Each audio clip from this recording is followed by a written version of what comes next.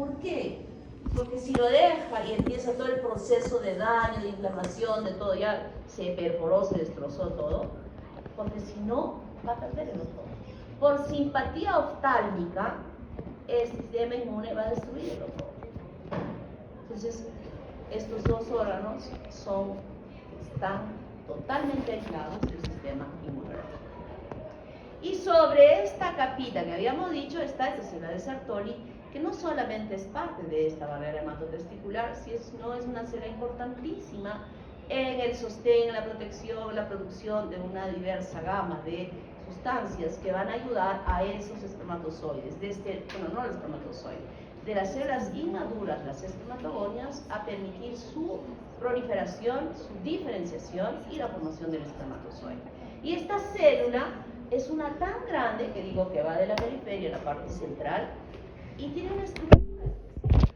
Se parece como aquella papaya o el melón o la sandía que hemos utilizado para hacer una ensalada de frutas, y donde hemos usado, nosotras las chicas deben recordar, y si son unas inútiles seguro que no, porque nunca lo han hecho, es una cucharita así media redondita que introducimos en la fruta y salen pelotitas.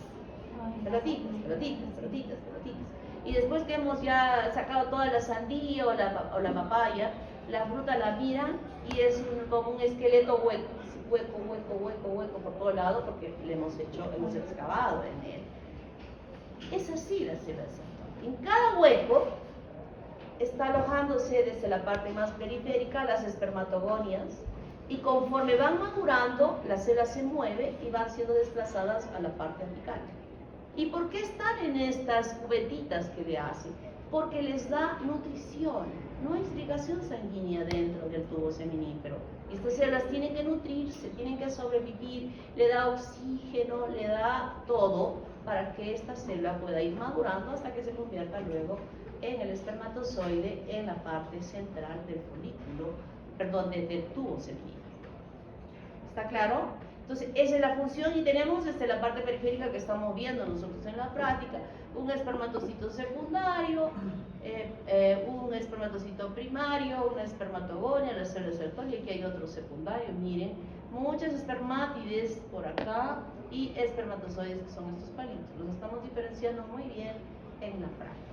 Véanlo, háganlo bien y tienen que recordar para su examen práctico.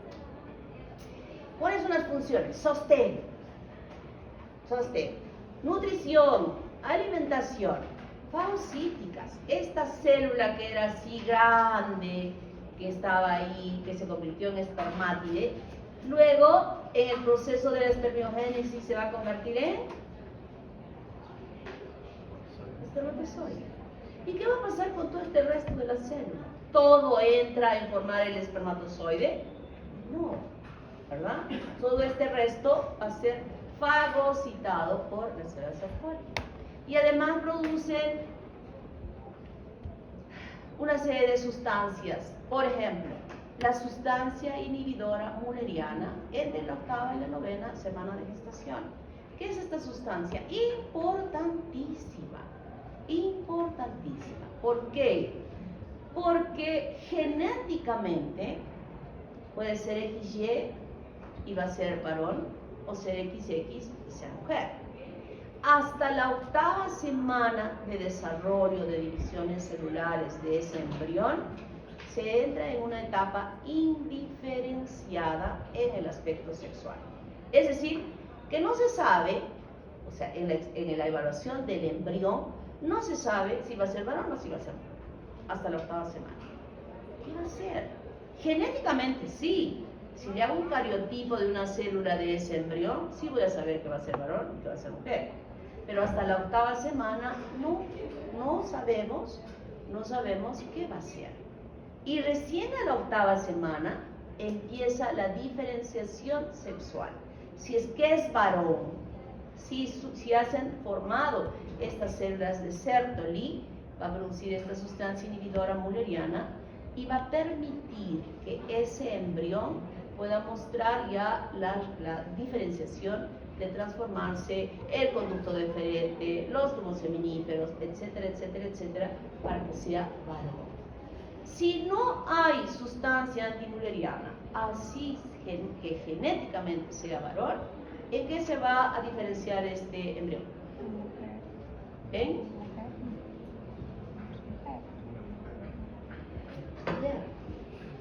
En mujer. Genéticamente es varón, es XY, pero no tuvo sustancia antimülleriana. Si no hubo quien inhibiese que estos tubos de Müller se transformaran en útero y en trompa, entonces se van a transformar, no hay el útero y la trompa se va a formar pasivamente en ese embrión que genéticamente es. Y es muy importante esta sustancia antimülleriana. Recuérdenla porque la vamos a tocar más adelante cuando estudiemos la embriología del sistema genital. La activina realza la espermatogénesis, es decir, la estimula la espermatogénesis, una que produce. La inhibina inhibe la producción de FSH y la liberación de estos liberadores gonadotróficos del hipotálamo y regula localmente la espermatogénesis. Esto es muy importante porque ahí se tiene que determinar en qué momento es que se va a producir, en qué momento se va a producir, se va a iniciar este proceso de la espermatogénesis. Ustedes saben que es un tiempo, no es que hoy día se formó la espermatogonia así rapidito y ya espermatozoide, es un ciclo. ¿Cómo se va? Es un tiempo que se van produciendo estas células. Además produce transferrina, que es una proteína que ayuda a permitir el ingreso de fierro dentro del tubo seminífero y que el fierro es absolutamente necesario para la formación de las células que van a ir desarrollándose dentro de él. Las células de Leydig ya sabemos que se encuentran en el intersticio y son estimuladas ¿por quién? Para su producción de testosterona. ¿Por quién? ¿Quién hace que se produzca testosterona? La LH, ¿no? Y eso es regulado en tiempo, en qué momento es que produce más la testosterona. La testosterona se produce en la noche. Cuando ustedes están durmiendo es que se produce. Y cuando recién se está produciendo en la pubertad, recién se están regulando las hormonas producidas desde la hipófisis, desde el hipotálamo, que va a producirse estos neurotransmisores sobre la glándula hipófisis, es que se produce, diríamos, una irregularidad en mayor producción hasta que se vayan adecuando, y por eso las poluciones en los jóvenes se producen en la noche, por esta estimulación hormonal de la testosterona en el inicio de la formación de su sexualidad. Pero luego se mantiene produciéndose en la noche y que va a tener esa producción de testosterona de las células de Leydig.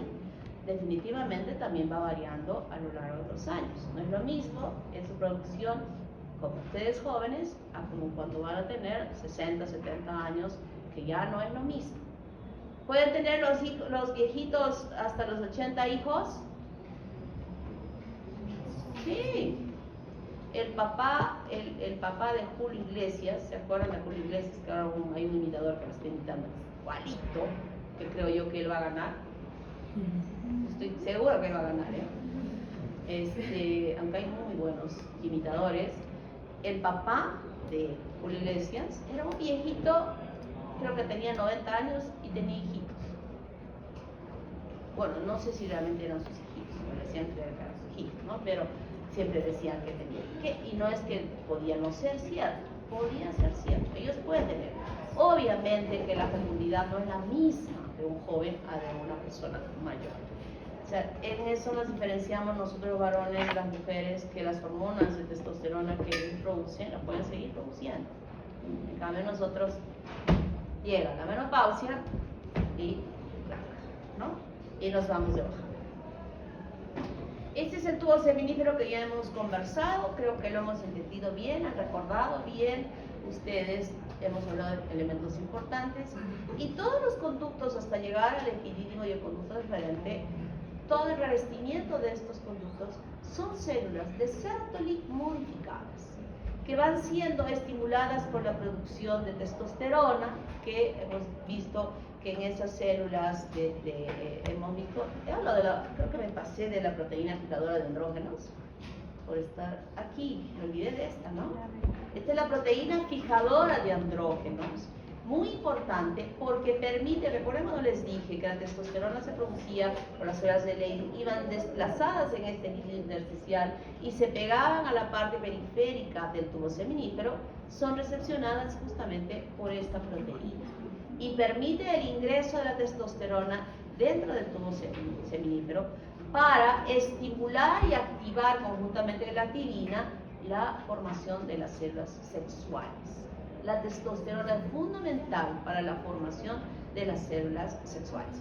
Además que esta misma testosterona que ingresa allí no solo se queda allí, sino que va a pasar a estos conductitos que estamos viendo para poder permitir que estas células que revisten estos conductos sean partícipes también en el pasaje de los espermatozoides a través de esta luz, con nutrición, sobre todo con nutrición, con facilidad y con producción de líquido seminal que facilite el desplazamiento de los espermatozoides a través de estos conductos.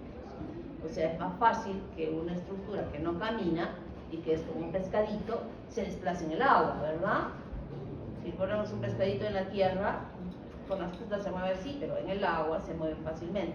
Y eso es lo que cumple todo este revestimiento que nosotros tenemos en relación a los tubos rectos, a la red de testis y estos conos eferentes que histológicamente ustedes lo han visto como un encaje que se proyecta hacia la luz, ¿verdad? ¿Han visto en la práctica esto? ¿Llegaron a ver? ¿Sí, no?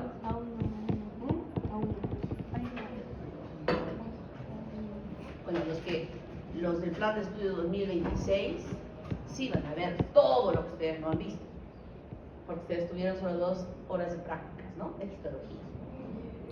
Y eso van a tener 4. Yo estoy orgullosísima de ese plan de estudio. Orgullosísima. Yo estoy segura que quienes terminen con ese plan de estudios van a terminar a ingresar a la residencia. En cambio el de ustedes, sin comentarios. Sin comentarios. No sé qué pasa. Bueno, yo no estaba en esos tiempos en la facultad, estaba más dirigiendo la dirección de tutoría, entonces no participé en ese plan. Ni me invitaron a participar, porque si me hubieran invitado hubiera gritado al cielo, hubiera zapateado, llorado, no. Pero dije no, dije no, porque sí estaba yo en consejo de facultad y cuando se iba a aprobar dije no estoy de acuerdo con este plan de estudios y por favor que diga mi nombre ahí diciendo la doctora Mamí del Castillo no votó por este plan de estudios. Y no quisieron poner mi nombre, solo dijeron por mayoría aprobado. Y yo seguí diciendo que no. Así que ya saben, no van a culparme de su plan de estudios, no me culpen. Hasta que llegamos al epidídimo. El epidídimo que tiene 7 a 8 metros de longitud, donde el espermatozoide tiene que hacer muchas cosas en ese espacio. Ya cuando hablemos específicamente de la fecundación voy a explicar también más sobre esto, en el sentido que este es la extensión donde ese espermatozoide que llegó al epidídimo con las justas gateando, porque fue arrastrado por los fluidos, él no hizo nada, en los fluidos que jalaron hasta ahí, gateando, en toda esa extensión de ser un bebé que gateaba, luego empezó a pararse, a caminar, a correr unos cuantos pasos, a correr, sigue bajando en el tubo, en el epidídimo, y de pronto ya se ve todo un jovencito simpático, metrosexual, que empieza a hacer ejercicios, a ponerse bien, etcétera, etcétera, para llegar todo un metrosexual a la cola del epidídimo. Por eso necesita 7 metros. Porque si fuera 1 metro, ¿tendría ese espermatozoide la capacidad de fecundar un óvulo? Nada. Entonces este es un tiempo importante, muy especial, que tiene ese objetivo, madurar a ese espermatozoide hacer que tenga toda la capacidad de poder fecundar un óvulo. Y aquí hay funciones como la absorción, de sacar los líquidos que no estuvieron bien, los absorbe, fagocita aquellas, cuando se produce la espermiación, que es la compresión de las células musculares del tubo seminífero, y se liberan las células hacia la luz, no solamente, muchas veces se liberan los espermatozoides, pueden liberarse también, ¿quiénes? Espermátides. Pueden liberarse otras células que no han alcanzado a formar los espermatozoides. Y entonces, todas esas células van cayendo a la luz, y es en el epidídimo que son eliminadas. Pero aún así, cuando hacemos el estudio del espermatograma, que es el estudio del semen que hacemos cuando viene una pareja infértil y queremos saber quién es el que tiene la responsabilidad de esa infertilidad, le pedimos al varón que se haga este estudio del espermatograma. Y en él valoramos muchos aspectos en el laboratorio, volumen, tiempo en que se coagula, cuánto tiempo se licúa, contamos cuántos millones hay por mililitro cúbico centímetro cúbico de semen, y evaluamos la morfología de esas células. Encontramos sin cola, con 2 cabezas, encontramos de todo, y además encontramos espermátides, encontramos de todo. Entonces hay valoraciones, cuánto es permitido normal y cuánto es no permitido normal. Imagínense, hay un 70% de células anormales, no con las características propias de un buen espermatozoide, entonces estamos asumiendo que esa es la causa de la infertilidad. Y entonces, en esta fagocitosis a este nivel, se están retirando las células anormales y van quedando solo los espermatozoides, los que deben llegar finalmente hacia el exterior para tener la capacidad de poder fecundar.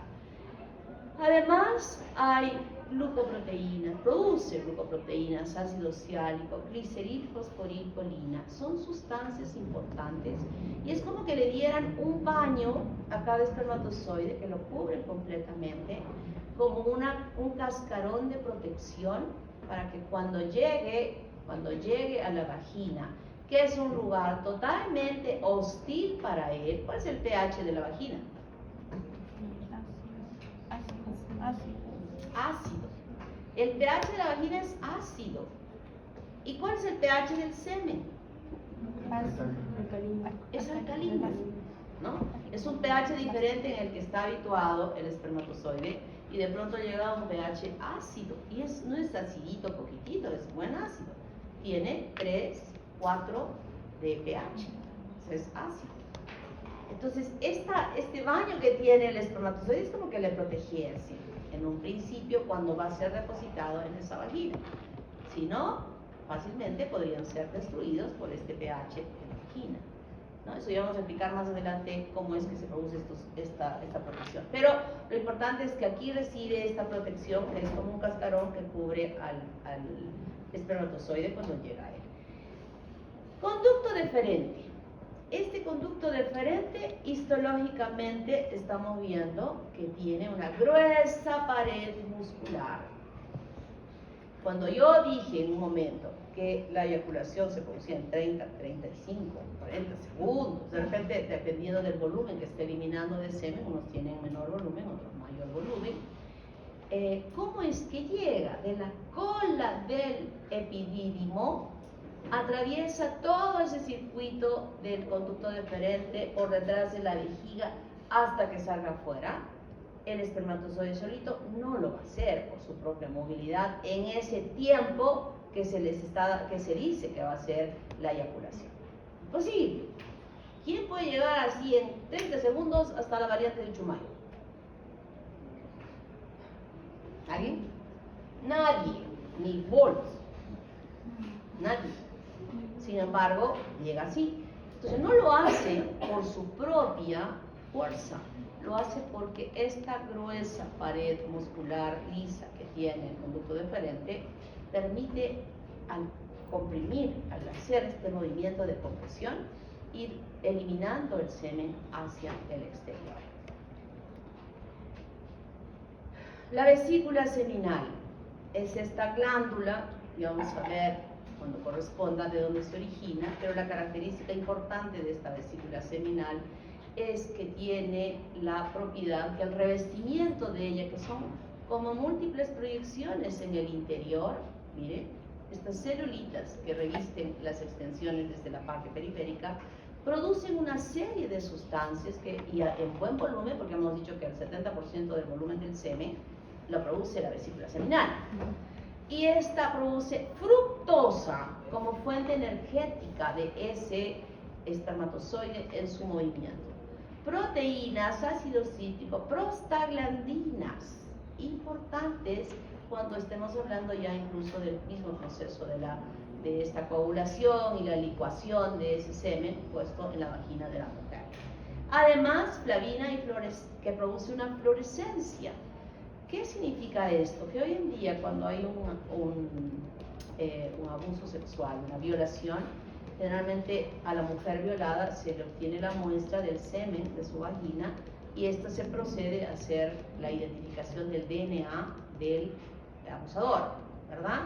Pero esto no es de hace muchos años. Antes, cuando no existía esta posibilidad de diagnóstico, se le hacía el mismo examen a la mujer y esa secreción se colocaba en láminas y se dejaba que secase, y cuando secaba como unas arborescencias, como arbolitos de pino en Navidad, así. Pero de cada persona, cada varón, es como su sello, como su huella digital. O sea, él, si las hiciésemos como la de él o como la de él, no van a ser las mismas. Si las de él, las ramificaciones son así como en puntitas, de repente en el otro es así redonditas, más chiquitas, más cortitas, es como su huella digital. Entonces, cuando se obtenía de la mujer y se veía quiénes eran los posibles violadores, o la mujer decía, él me ha violado, él, entonces se tomaba muestra de él y de otros más y se hacía lo mismo que se había hecho con la secreción de ella, de la vagina de la mujer, y se comparaba. Y si el sello era igual como la huella digital, cuando ustedes ven que les toman huella y bien, sí, es igualito en las películas que vemos, yo nunca he visto esto, pero en las películas vemos increíblemente cómo se muestra, y ahí se puede detectar a los asesinos, a los culpables. Esta era una forma de diagnosticar, o de ubicar, perdón, al que había realizado esto por esta característica de la flavina que se encuentra en este líquido seminal. La glándula prostática es una glándula, a diferencia de la seminal que está, o sea, esa parte, que solo hay un conductito que se evacúa a la luz de la uretra. Aquí es diferente, porque la glándula prostática envuelve a la uretra. Esta es la uretra, está acá en medio, miren, esta es mi uretra, y la prostática está envolviendo en toda la circunferencia a la uretra, en una extensión importante, porque no es la uretra prostática, no es una cosita chiquita, sino tiene una extensión importante en la longitud de la uretra. Y entonces nosotros reconocemos que hay glándulas que se ubican justamente por fuera de esta luz de la uretra, que es esta, y donde se observan múltiples aperturas hacia la luz. Luego tenemos la parte de la submucosa, donde ellas se unen, pero igualmente se aperturan en diferentes segmentos. No es una sola, ojo, esta no es una sola apertura de la submucosa. He dicho que está en toda la circunferencia a diferente altura. O sea, acá puede estar una, aquí otra, aquí otra, aquí otra, aquí otra. O sea, múltiples aperturas. Y luego las principales que se encuentran periféricamente, ¿no? Esta produce enzimas que van a permitir la coagulación del semen cuando éste es depositado en la vagina de la mujer. Esa coagulación que se produce luego de la cópula es muy importante porque protege a los espermatozoides de justamente ese pH ácido que yo había mencionado. Esta es una glándula que en los varones a partir de los 40 años se produce una hipertrofia. ¿Qué diferencia hay entre hipertrofia e hiperplasia? Hipertrofia es el aumento de la forma de una célula, y al revés, hiperplasia es el aumento de una célula y hipertrofia es el aumento de su aparición. No, es al revés.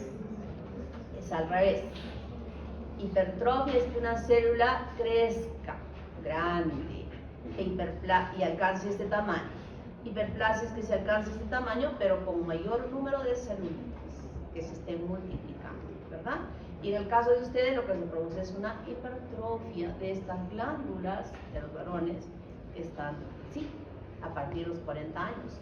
Y a partir de los 40 años, sus papás, que ya deben tener más de 40, y que muchos papás entre 45 y 50 no lo quieren aceptar, de que están ya con ese problema, pero ustedes pueden ver cuánto tiempo mi papá entraba al baño a miccionar cuando ustedes salen con el papá. Y ahora está demorando más. ¿Papá has hecho puff? No, solo he miccionado. Todavía no le digan. Estás demorando mucho, papá. ¿Por qué estás demorando mucho? ¿Cómo es el diámetro de su chorro? ¿Es igual que el de ustedes? O ya es un chorro de que era buen chorro, ahora está así, está orinando con dificultad, no está eliminando fácil. Miren sus zapatos. ¿Tienen gotitas en sus zapatos que ha salpicado? Miren la taza de su baño. Si alrededor de la taza hay chorritos de orina, que su mamá debe estar protestando de repente. ¡Ay, estás mojando el baño, no sabes orinar! ¡Siéntate! ¿Qué es lo mejor? Ya se han hecho estudios que el varón debe sentarse en el baño como nosotras para miccionar, porque de esa manera presiona la vejiga y no deja remansos que normalmente existe por esta hipertrofia de próstata, y que estos remansos van quedando retrógradamente a través de los uréteres hacia arriba, provocando hidronefrosis en esos riñones que pueden llevar a la insuficiencia renal crónica.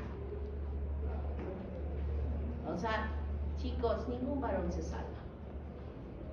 Así como tenemos nosotros nuestras patologías, ustedes también tienen esa, que es benigna, pero que cuando llegan más o menos a los 80 años o 85, alguno más temprano, puede convertirse también en un cáncer de próstata. Y para eso hay exámenes que se debe hacer, los varones deben hacerse.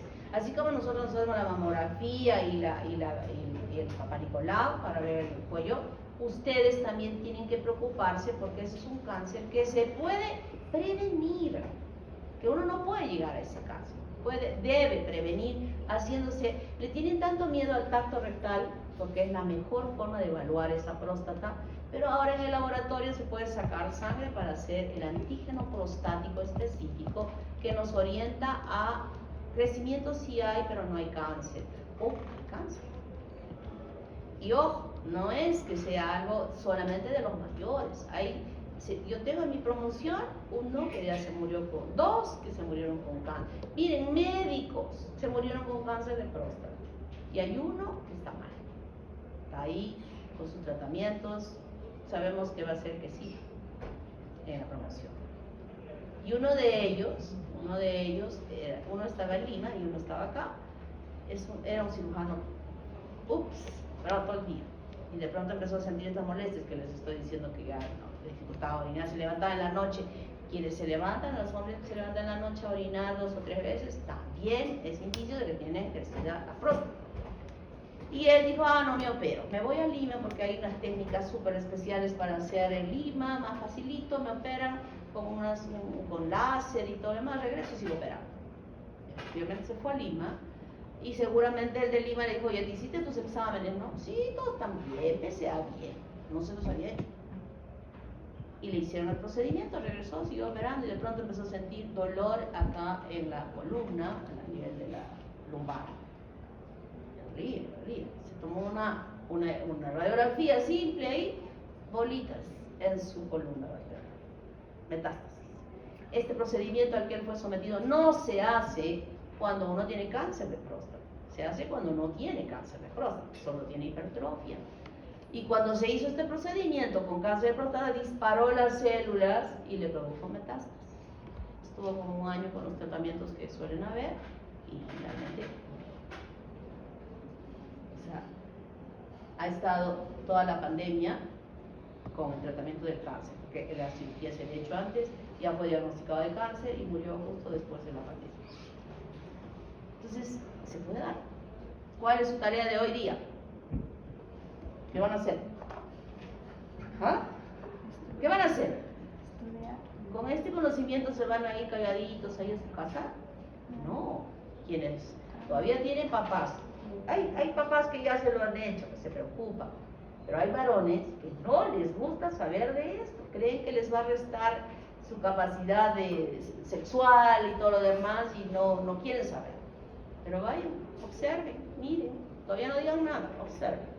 ¿Cuánto tiempo se mete al baño? Miren su baño, métanse al baño, observen. Pregúntale, papá, ¿tú te levantas para orinar en la noche? Sí. ¿Cuántas veces te levantas? 1, 2 o 3 veces. Entonces ya, sutilmente, no le digan de frente, porque los varones son terribles.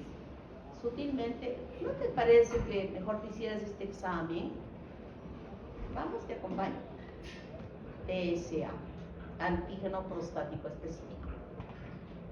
Y si hay algo que no está bien, porque ahí dicen los valores normales, mayor a 6, ya es un problema, papá, te sugiero que vayamos a un consultorio. O si tienes seguro, saca cita en el seguro. ¿Está claro? Cuidadito de todos ustedes que están acá, que su papá después tenga algo grave. En las conciencias de cada uno de ustedes va a estar sobre que están recibiendo una información importante para poder ayudarlos. ¿Está claro? Oye. Entonces están las glándulas prostáticas que antes, cuando todavía no había el PSA, nuestra valoración iba a tasa ácida. Cuando encontrábamos valores altísimos, indirectamente ya decíamos este tiene cáncer de próstata. Pero hoy en día con el PSA ya es otro tipo de mayor seguridad y certeza de que estuviésemos con un paciente así. Y como dije, estas enzimas que produce son muy importantes en este proceso de la coagulación. El pene y la uretra, está la uretra dentro de ¿qué cuerpo? Cavernoso, esponjoso. Esponjoso, ¿no? Y está formada por conexiones arteriales a una serie de lagos que en el momento de la erección se llenan de sangre para dar firmeza al pene y facilite la cópula. Y luego que termina, nuevamente la sangre sale de estos lagos y el pene es plástico. Cuerpo cavernoso, cuerpo esponjoso, que no lo vamos a ver y que ustedes lo han visto ya. Entonces, ¿cómo es el control hormonal del aparato reproductor? Hipotálamo, importante, porque justamente la inhibina producida por la célula de Sertoli actúa sobre el hipotálamo y también sobre la glándula hipófisis para regular la producción importante de la espermatogénesis, la formación de la espermatogénesis. Esta glándula de la hipófisis produce la LH, que actúa sobre las células de Leydig. Estas células de Leydig son las que van a producir la testosterona, que va en este líquido en el cual están suspendidas estas células, van a desplazarse a la periferia del tubo seminífero y unirse a